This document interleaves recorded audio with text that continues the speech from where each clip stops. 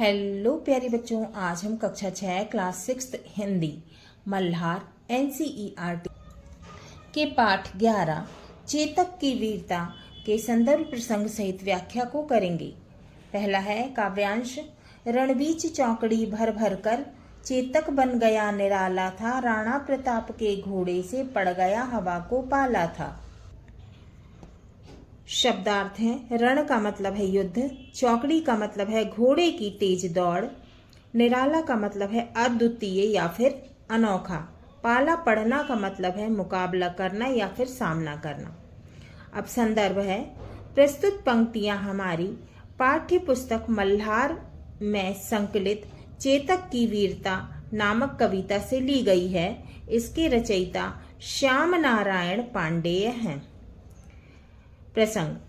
प्रस्तुत पंक्तियों में कवि ने महाराणा प्रताप के प्रिय घोड़े है ना, उनका जो घोड़ा था उसका क्या नाम था? चेतक था, है ना। तो उनके प्यारे घोड़े चेतक की अद्वितीयता माने उसके जैसा दूसरा घोड़ा नहीं, और उसकी अद्भुत माने विलक्षण गति का वर्णन किया है।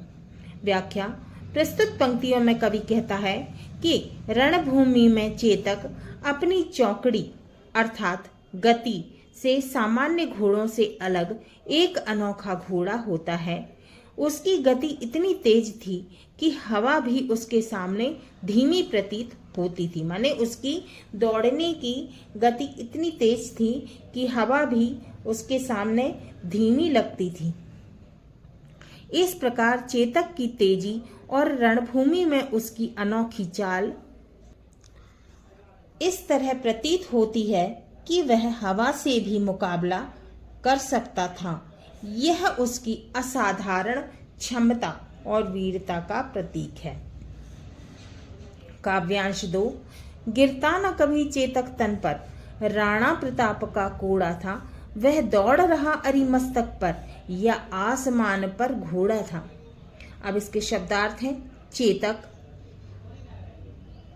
कौन है? चेतक महाराणा प्रताप का प्रसिद्ध और वीर घोड़ा।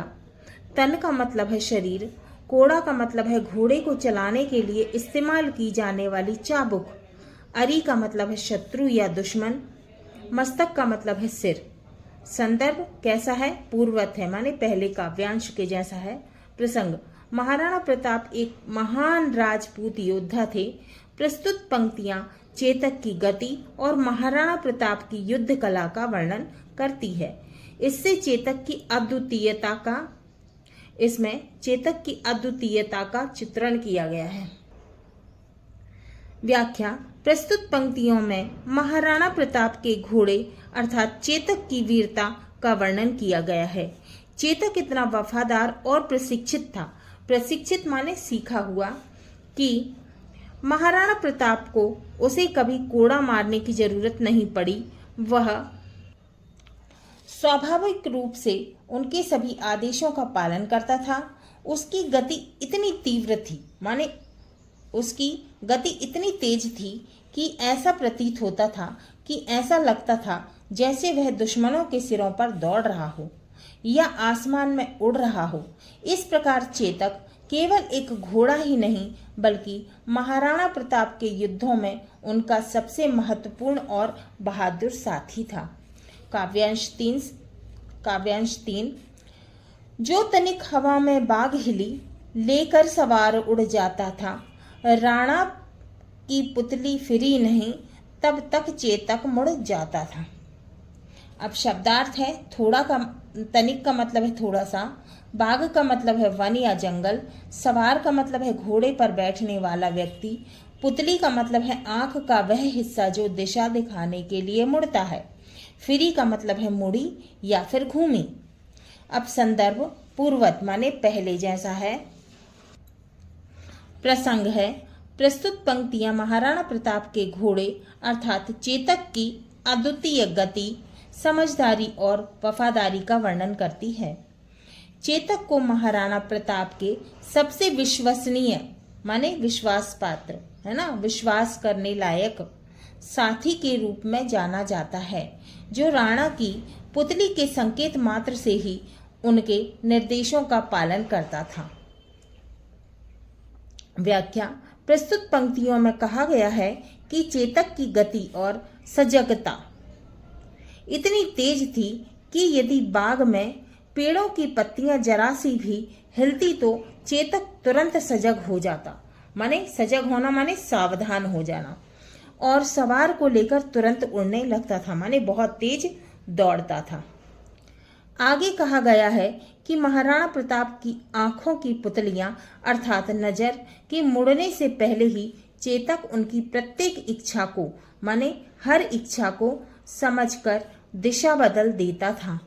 इससे चेतक की अद्वितीय समझदारी और महाराणा प्रताप के प्रति उसकी गहरी वफादारी का पता चलता है।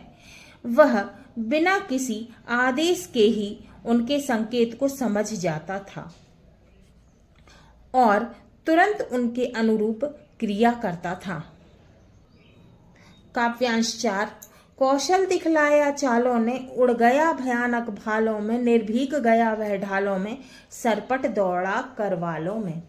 शब्दार्थ है, कौशल का मतलब है दक्षता या फिर निपुणता। चालों का मतलब है यहाँ युद्ध में घोड़े द्वारा की गई गतिविधियां या हरकतें। भयानक का मतलब है डरावना या भय उत्पन्न करने वाला या फिर डर पैदा करने वाला। भालों का मतलब है धारदार हथियार अर्थात भाला। निडर का मतलब है निर्भीक का मतलब है निडर या फिर बिना भय के। ढालों का मतलब है रक्षा करने के लिए उपयोग की जाने वाली वस्तु अर्थात ढाल। सरपट का मतलब है बहुत तेजी से। करवालों का मतलब है तलवारों या खास कर लंबी तलवार। संदर्भ पूर्वक है। प्रसंग, प्रस्तुत पंक्तियों में महाराणा प्रताप के घोड़े चेतक की युद्ध क्षमता, कौशल और निर्भीकता का वर्णन किया गया है। यहाँ चेतक की वीरता और उसकी महाराणा प्रताप के प्रति निष्ठा का वर्णन युद्ध के दृश्य के माध्यम से किया गया है। व्याख्या, प्रस्तुत पंक्तियों में कहा गया है कि चेतक ने युद्ध के मैदान में अपनी चालों से अद्वितीय कौशल का प्रदर्शन किया। वह युद्ध के भयानक भालों अर्थात धारदार हथियारों के बीच से इतनी तेजी से निकल गया मानो वह वहां से उड़ गया हो। वह इतनी तेज दौड़ा कि ऐसा लग रहा था कि वह उड़ गया हो। वह ढालों के बीच निर्भीकता से आगे बढ़ता रहा और तलवारों अर्थात करवालों के बीच से सरपट माने बहुत तेज दौड़ता रहा। यह पंक्तियां चेतक की तेज गति, साहस और युद्ध कौशल का वर्णन करती है, जो उसे एक असाधारण घोड़ा साबित करती है।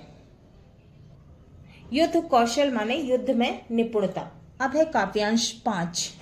है यहीं रहा अब यहाँ नहीं, वह वहीं रहा है वहां नहीं, थी जगह ना कोई जहां नहीं, किस अरि मस्तक पर कहाँ नहीं। शब्दार्थ है, अरि का मतलब है शत्रु या दुश्मन, मस्तक का अर्थ है सिर। संदर्भ पूर्वत है माने पहले जैसा है। प्रसंग, प्रस्तुत पंक्तियां चेतक की अद्वितीय गति और युद्ध में उसकी अप्रत्याशित उपस्थिति का वर्णन करती है। चेतक इतना तेज और तीव्र था कि वह क्षण भर में एक जगह से दूसरी जगह पहुंच जाता था। मतलब कि उस इतनी तेज दौड़ता था कि पल भर में वह एक जगह से दूसरी जगह पहुंच जाता था। अब है व्याख्या। प्रस्तुत पंक्तियों में कहा गया है कि चेतक की गति इतनी तेज थी कि वह एक पल में यहाँ होता था और अगले ही पल में वहां पहुंच जाता था। उसकी उपस्थिति इतनी अप्रत्याशित थी कि कोई यह नहीं समझ पाता था कि वह कहाँ रहेगा। चेतक की उपस्थिति युद्ध के मैदान में हर जगह महसूस की जाती थी। ऐसा कोई दुश्मन का सिर अर्थात अरि मस्तक नहीं था जिस पर उसकी टापों की मार न पड़ी हो। यहाँ चेतक की सर्वव्यापकता माने सभी जगह होना, अद्वितीयता और युद्ध के मैदान में उसकी अद्भुत तेजी का वर्णन किया गया है। अब छठवां है, बढ़ती नद सा वह लहर गया, वह गया गया फिर ठहर गया, विकराल वज्रमय बादल सा अरि की सेना पर गहर गया। शब्दार्थ है नद का मतलब है नदी, लहर का मतलब है पानी की तरंग, विकराल का मतलब है अत्यधिक भयंकर या फिर डरावना, वज्र मय का मतलब होता है बिजली की तरह मारक, बादल का मतलब है मेघ, घेर का मतलब है गरजना। संदर्भ पूर्वत है माने पहले के जैसा है। प्रसंग प्रस्तुत पंक्तियां चेतक की युद्ध भूमि में अद्वितीय गति, साहस और युद्ध कौशल का वर्णन करती है। चेतक को एक ऐसे योद्धा के रूप में प्रस्तुत किया गया है जो शत्रुओं की सेना पर अपनी अप्रतिम शक्ति और गति से हमला करता है। व्याख्या प्रस्तुत पंक्तियों में चेतक की गति और शक्ति की तुलना एक बाढ़ के समान बढ़ती नदी से की गई है। वह तेजी से लहरों की तरफ आगे बढ़ता है, फिर अचानक रुकता है और ठहर जाता है। उसकी शक्ति को एक विशाल, शक्तिशाली और विकराल अर्थात भयंकर बादल के समान वर्णित किया गया है, माने बताया गया है, जो बिजली की तरह टूट पड़ता है। इस प्रकार चेतक की गति, शक्ति और क्षमता से दुश्मनों की सेना भयभीत अर्थात डर जाती है। काव्यांश 7 भाला गिर गया गिरा निशंग, है टापों से खन गया अंग, वैरी समाज रह गया दंग, घोड़े का ऐसा देख रंग। तो शब्दार्थ भाला का अर्थ है एक धारदार हथियार जिसे फेंककर मारा जाता है। निशंग का मतलब है तरकस जिसमें तीर रखे जाते हैं। है का मतलब है घोड़ा। टाप का मतलब है घोड़े के दौड़ने पर उसकी टापों की आवाज। खन का मतलब है टकराने या गिरने से उत्पन्न होने वाली आवाज। वैरी का मतलब है शत्रु या दुश्मन। दंग का मतलब है चौंक जाना। रंग का मतलब है यहाँ संदर्भ में घोड़े का अद्वितीय रूप, गति और व्यवहार।